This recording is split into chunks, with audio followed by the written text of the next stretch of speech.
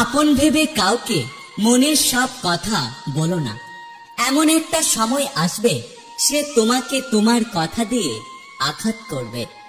সময় আমাকে একটা শিক্ষা দিয়েছে, পরিচয় সবার সাথে রাখো, কিন্তু সম্পর্ক কারোর সাথে না। কাউকে খুব বেশি আপন ভাবা ঠিক নয়, কারণ আপন মানুষগুলোই একসময় আমাদের কষ্টের কারণ হয়ে দাঁড়ায়। কিছু আঘাত মানুষ চিনতে শেখায়, কিছু কথা জীবন বদলে দেয়, কিছু ব্যবহার নীরবে কাঁদায়, কিছু কষ্ট আজীবন রয়ে যায়, আর কিছু আপনজন সহজে ভুলে যায়।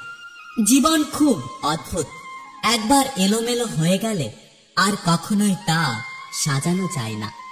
মানুষ দুটো ক্ষেত্রে বড় অসহায়। এক, দুঃখকে বিক্রি করতে পারে না, আর দুই, সুখকে কিনতে পারে না। একটা কথা সবসময় মনে রেখো, যার কেউ নেই তার পাশে ওপরওয়ালা আছে।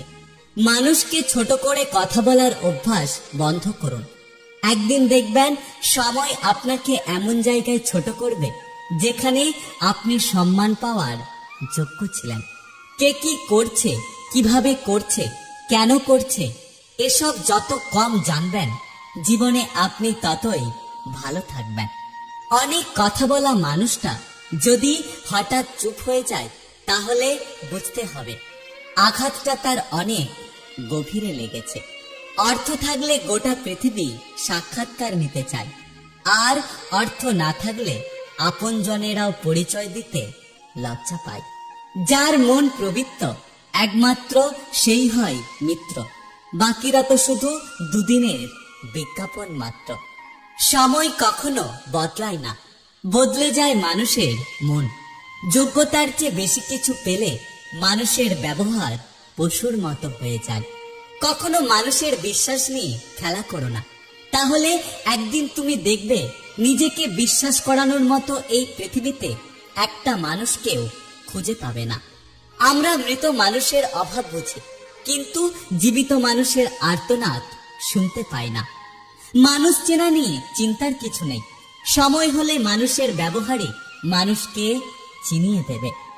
মানুষ প্রয়োজন মেটাতে যতটা প্রশংসা করে, প্রয়োজন শেষ হয়ে গেলে তার থেকেও বেশি বদনাম করে। শিক্ষা শুধু বই থেকে পাওয়া যায় না, অনেক সময় কাছের মানুষগুলো না চাইতে অনেক শিক্ষা দিয়ে দেয়।